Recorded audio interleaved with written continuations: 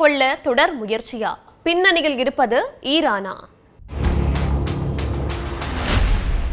அமெரிக்க அதிபர் ட்ரம்ப் பங்கேற்ற விருந்துல துப்பாக்கி சூடு நடத்தப்பட்ட சம்பவம் உலகத்துக்கே பெரிய அதிர்ச்சியை கொடுத்திருக்கு. துப்பாக்கி சூடு நடத்திய நபரை உடனடியா போலீஸ் கைது செஞ்சிருக்கு. இரண்டாவது முறையா அதிபரா பதவி ஏற்றத்துக்கு பிறகு அமெரிக்காவுக்கு உள்ளேயும் வெளியிலேயும் ட்ரம்ப் பல அதிரடி நடவடிக்கைகளை எடுத்துட்டு வராரு. அவரோட நடவடிக்கைகளுக்கு கடும் எதிர்ப்புகளும் வலுத்துட்டு வருது. ஈரான் போரோட இந்த துப்பாக்கி சூடுக்கு தொடர்பு இருக்காங்கிற கேள்விகளும் எழுந்துட்டு வர நிலையில அதுக்கு ட்ரம்ப் ஈரானோட இந்த துப்பாக்கி சூட்டுக்கு தொடர்பு இருக்குன்னு நான் நினைக்கல, ஆனா அதை உறுதியா சொல்லவும் முடியாதுன்னு பதில் சொல்லியிருக்காரு. அதிபர் மீதான துப்பாக்கி சூடு அவரை கொல்ல நடந்த முயற்சியா, இரண்டாவது ஆட்சி காலத்தில் ட்ரம்ப் எடுத்த அதிரடி நடவடிக்கைகளுக்கான எதிர்வினையா, ஈரானுக்கும் துப்பாக்கி சூட்டுக்கும் தொடர்பு இருக்கா? இதையெல்லாம் தான் ஸ்பாட்லைட்ல பார்க்க போறோம். அமெரிக்க அதிபர் ட்ரம்ப் பங்கேற்ற விருந்தில் நடத்தப்பட்ட துப்பாக்கி சூட்டுல ட்ரம்ப்பும் துணை அதிபர் வான்ஸும் அதிர்ஷ்டவசமா உயிர் தப்பியிருக்காங்க. 2 வருஷத்துக்கு முன்னாடியும் ட்ரம்பை கொலை செய்ய முயற்சி நடந்துச்சு. 2024ஆம் ஆண்டு ஜூலை 13ஆம் தேதி பென்சில்வேனியால நடந்த பிரச்சார கூட்டத்துல ட்ரம்ப் பேசிட்டு இருந்தப்போ அவர் மேல துப்பாக்கி சூடு நடத்தப்பட்டுச்சு. அவரோட வலது காதை துப்பாக்கி தோட்டா உரசிட்டு போக ட்ரம்ப் உயிர் தப்பினாரு. இந்த நேரத்துல அமெரிக்காவில் பரவற துப்பாக்கி கலாச்சாரத்தை பத்தியும் அமெரிக்க அதிபர்கள் தொடர்ந்து துப்பாக்கிகளால குறிவைக்கப்படுறதையும் பார்க்க வேண்டியிருக்கு. அமெரிக்க வரலாற்றுல 10க்கும் மேற்பட்ட அதிபர்கள் மீது துப்பாக்கி சூடு நடத்தப்பட்டிருக்கு. அதுல சில அதிபர்கள் துப்பாக்கி தோட்டாக்களுக்கு பலியாகி இருக்காங்க, பலர் தப்பிச்சும் இருக்காங்க. 1865ஆம் ஆண்டு வாஷிங்டன்ல இருக்கிற ஃபோர்ட் தியேட்டர்ல ஜான் விக்ஸ் பூத் அப்படிங்கிறவரால ஆபிரகாம் லிங்கன் சுட்டு கொல்லப்பட்டாரு. அடுத்து 1881ஆம் ஆண்டு சார்லஸ் ஜே குயிடோ என்பவரால அப்போதைய அதிபர் ஜேம்ஸ் ஏ கார்ஃபீல்ட் சுட்டுக் கொல்லப்பட்டார். 1901ஆம் ஆண்டுல வில்லியம் மெக்கின்லியும் 1963ஆம் ஆண்டு ஜான் எஃப் கென்னடியும் சுட்டுக் கொல்லப்பட்டாங்க. துப்பாக்கி சூடு நடத்தப்பட்டு உயிர் தப்பிய அதிபர்களும் இருக்காங்க. 1835ஆம் ஆண்டு அதிபர் ஆண்ட்ரூ ஜாக்சன் மீது 2 நபர்கள் துப்பாக்கி சூடு நடத்த ஜாக்சன் மேல குண்டு பாயல.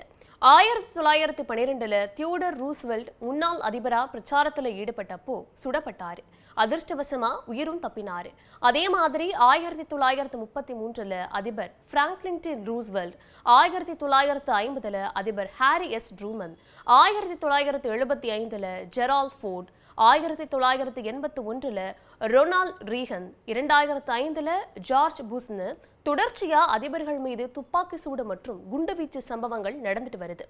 ட்ரம்ப் சுடப்பட்ட விருந்து நிகழ்ச்சிக்கு முன்னால அந்த நிகழ்ச்சி பத்தி பேசின வெள்ளை மாளிகை செய்தி தொடர்பாளர் கரோலன் லீவிட் இன்றைய நிகழ்ச்சியில அதிபர் ட்ரம்போட பேச்சு தோட்டாக்கலா தெரிக்கும், கலகலப்பாவும் பொழுதுபோக்காவும் அவரோட பேச்சு அமைஞ்சிருக்கும்னு முன்னோட்டம் கொடுத்தாரு. ஆனா விருந்து நிகழ்ச்சியில ட்ரம்ப் பேசுறதுக்கு முன்னாடியே நிஜ துப்பாக்கி வெடிச்சு தோட்டாக்கள் சிதறி இருக்கு. விருந்து நிகழ்ச்சியில துப்பாக்கி சூடு நடத்தின கோல் தாமஸ் ஆலன் 2014ல நாசாவோட ஜெட் இன்ஜின் ஆய்வகத்துல ஆய்வு மாணவரா இருந்திருக்காரு. 2024ல ஆசிரியரா இருந்த ஆலன் 2024 அதிபர் தேர்தலில் ஜனநாயக கட்சி அதிபர் வேட்பாளரா களம் இறங்கின கமலா ஹாரிஸுக்கு 2500 ரூபாய் நன்கொடை கொடுத்திருக்காரு அப்படிங்கிறதும் கவனிக்கப்பட வேண்டியதா இருக்கு. ட்ரம்ப் 2வது முறையா அதிபரான பிறகு பல்வேறு அதிரடி நடவடிக்கைகளை எடுத்தாரு. அமெரிக்கா மேல மற்ற நாடுகள் அதிக வரி விதிப்பதா குற்றம் சாட்டிய ட்ரம்ப் உலக நாடுகள் அமெரிக்க பொருட்களுக்கு விதிக்கும் வரியை குறைக்கணும்னு மிரட்டினாரு. அப்படி அவரோட மிரட்டலுக்கு பணியாத நாடுகள் மீது பரஸ்பர வரி விதிப்பை விதிச்சு அச்சுறுத்தினாரு. அடுத்ததா அமெரிக்கால நீண்ட காலமா இருந்து வரும் பிறப்புரிமை அடிப்படையிலான குடி உரிமையை ரத்து செய்ய நீதிமன்றம் அதுக்கு தடை போட்டுச்சு. அதே மாதிரி அமெரிக்காவில் சட்டவிரோத குடியேறிகள் அதிகம் இருப்பதா குற்றம் சாட்டி அவங்கள சொந்த நாட்டுக்கு நாடு கடத்துவதா அறிவிச்சு சட்டவிரோத குடியேறிகளை அடையாளம் கண்டு அவங்க கால்கள் மற்றும் கைகள்ல சங்கிலியால கட்டி விமானத்தில் அனுப்பி வச்சு கடும் கண்டனத்துக்கும் உள்ளாச்சு. இந்தியர்கள் பலரையும் நாடு கடத்துறோன்ற பெயர்ல மனிதாபிமானமற்ற முறையில ட்ரம்ப் நடத்தியது எதிர்ப்புக்கு உள்ளாச்சு. வெனிசுலா அதிபர் மதுரோவை கைது செஞ்சு அந்த நாட்டை தன் கட்டுப்பாட்டுக்குள்ள கொண்டு வந்தாரு ட்ரம்ப். அரசின் செலவினங்களை குறைக்க எலான் மஸ்கோட இணைஞ்சு பல்வேறு அரசு ஊழியர்களை வேலை விட்டு தூக்குனது ட்ரம்ப் மீதான கோபத்தை அதிகரிக்க செஞ்சுச்சு. வல்லரசு நாடுங்கிற பேர்ல பின்தங்கிய பல நாடுகளுக்கு அமெரிக்கா கொடுத்துட்டு வந்த நிதி உதவியை பெருமளவு குறைச்சாரு. அமெரிக்கர்களுக்கே என்ற முழக்கத்தை தொடர்ந்து முன்வைக்கும் ட்ரம்ப் வெளிநாட்டு பணியாளர்களுக்கான H-1B விசா கட்டுப்பாடுகள், வெளிநாட்டு மாணவர்களுக்கான விசா கட்டுப்பாடுகள், மூன்றாம் உலக நாட்டவர் அமெரிக்காக்குள் நுழைய தடை போன்றவைகளை அதிரடியாக எடுத்து வராரு. இந்த நிலையில துப்பாக்கி சூட்டுக்கும் ஈரானுக்கும் தொடர்பு இருக்கான்னு ட்ரம்ப் கிட்ட கேட்டப்போ இதுக்கும் போருக்கும் எந்த தொடர்பும் இல்லை அப்படி நான் நினைக்கல, ஆனா அதையும் உறுதியா சொல்ல முடியாது. ஈரான் போர்ல வெற்றி பெறதுல இருந்து இந்த மாதிரி சம்பவங்களால என்னை யாரும் தடுக்க முடியாதுன்னு சொல்லியிருக்காரு.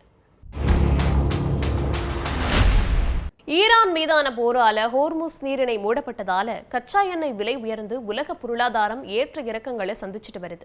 இதை பத்தி உலக நாடுகள் வெளிப்படையா பேசல அப்படின்னாலும் சீனா அமெரிக்காவை கடுமையா எச்சரிச்சிருக்கிறது கவனம் பெற்றிருக்கு.